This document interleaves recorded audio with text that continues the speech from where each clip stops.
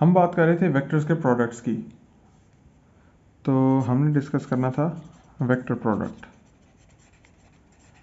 या cross product.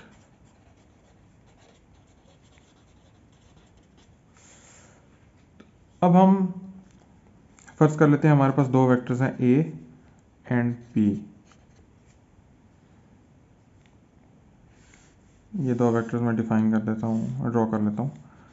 एक ए vector है, दूसरा बी वेक्टर है।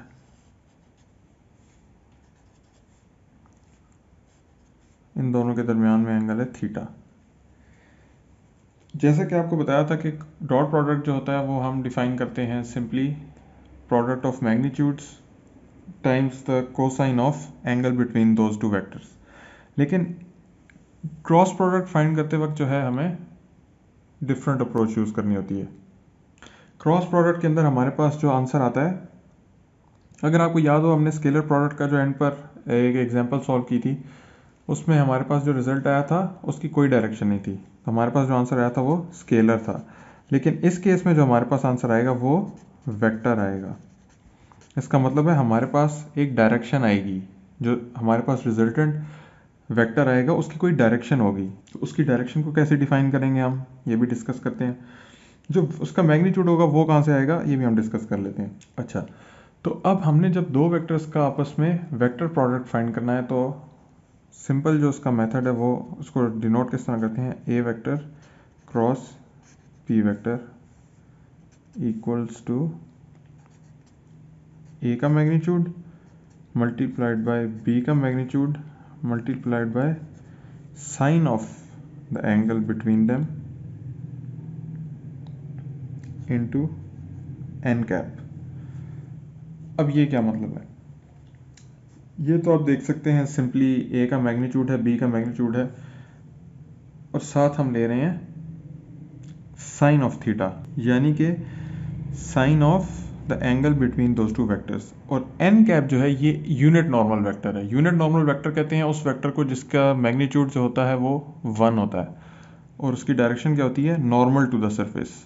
नॉर्मल का मतलब है at 90 degrees perpendicular to the surface. Vector में जब क्रॉस प्रोडक्ट फाइंड करते हैं तो जो हमारे पास रिजल्टेंट वेक्टर आता है उसकी डायरेक्शन फाइंड करने के लिए हम यूज करते हैं right hand rule. Right hand rule कहता है कि curl your fingers from first vector to the second vector through the shorter angle, then your thumb points towards the resultant vector. इसका मतलब है कि अगर मेरे पास एक वेक्टर है, ये एक वेक्टर है ये, और इसको मैं कह देता हूँ ए और इसको मैं कहता हूँ बी, तो मैं ए क्रॉस बी कर रहा हूँ, तो पहला वेक्टर दूसरे वेक्टर में मैंने रोटेट करना है, तो मैं अपना हाथ लेके अपनी फिंगर्स को पहले वेक्टर से दूसरे वेक्टर की तरफ कर्ल करूँगा, तो जो मेरा थंब है वो पॉइंट करेगा टूवर्ड्स द रिजल्टेंट वेक्टर, यानी कि रिजल्टेंट वेक्टर जो इस केस में आ रहा है हमारे पास वो आउट ऑफ द प्लेन आ रहा है इस तरह। लेकिन इस केस में आप देखें ए क्रॉस बी जब मैं करूँगा तो मेरा, जब मैं कर्ल करूँगा अपनी fingers from A towards B, तो मेरा जो थंब है वो पॉइंट कर रहा है इन टू द प्लेन। तो इसका मतलब है जो रिजल्टेंट वेक्टर आएगा उसकी डायरेक्शन आएगी इन टू द प्लेन। तो इससे हमें पता चल गया कि डायरेक्शन जो है हमारी यूनिट क्रॉस प्रोडक्ट की जो डायरेक्शन है वो वेक्टर का ऑर्डर चेंज करने से चेंज हो जाएगी, क्योंकि हमने फर्स्ट वेक्टर को रोटेट करना है सेकंड वेक्टर में, अपनी फिंगर्स को कर्ल करना है from the first vector towards second vector. अब हमारा फर्स्ट वेक्टर अगर बी होता और सेकंड वेक्टर ए होता, यानी कि हम अगर बी क्रॉस ए फाइंड कर रहे होते, तो जो हमारा एन कैप आता या यूनिट नॉर्मल वेक्टर आता वो हम बी से ए में रोटेट करते और वो आउट ऑफ द प्लेन आता। लेकिन अभी हमारे केस में आ रहा है इनटू द प्लेन। इसका मतलब है order matters, order of multiplication matters in case of cross product but not in case of scalar product, scalar or dot product।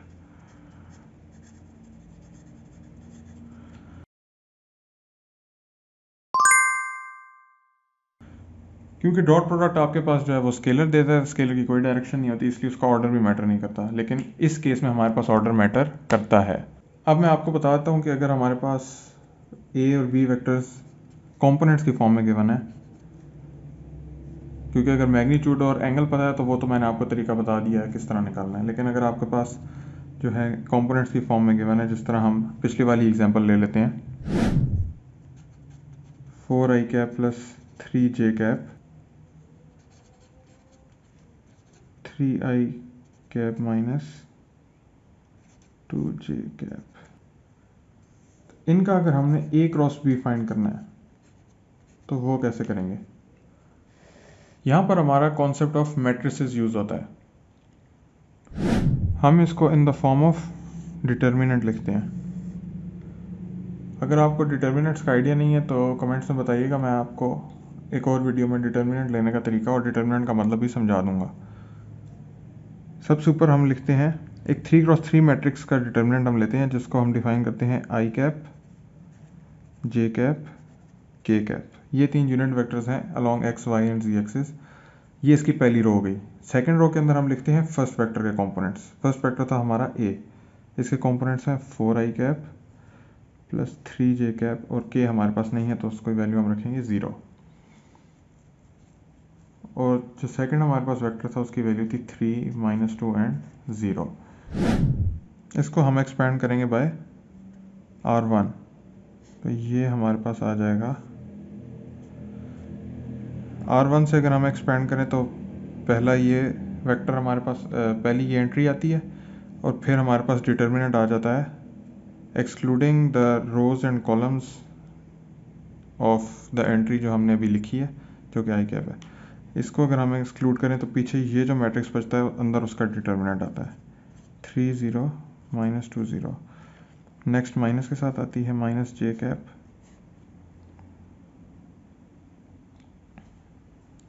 अगर इसको निकालना तो ये बचेगा हमारे पास 4 0 3 0 प्लस के कैप, ये हमारे पास बचेगा 4 3 3 -2। ये हमें नज़र आ रही है कि ये दो तो डायरेक्टली ज़ीरो हो जाएंगी इन दो एंट्रीज़ की वजह से, क्योंकि जब ये इसके साथ मल्टीप्लाई होगा, ये इसके साथ मल्टीप्लाई होगा, तो ये ज़ीरो हो जाएगा, इसी तरह ये भी ज़ीरो हो जाएगा। आंसर हमारे पास सिर्फ अलोंग के कैप आएगा, तो हमारा ए क्रॉस बी का आंसर आएगा -12 -9, ये +9 हो जाएगा। ये हमारे पास आ जाएगा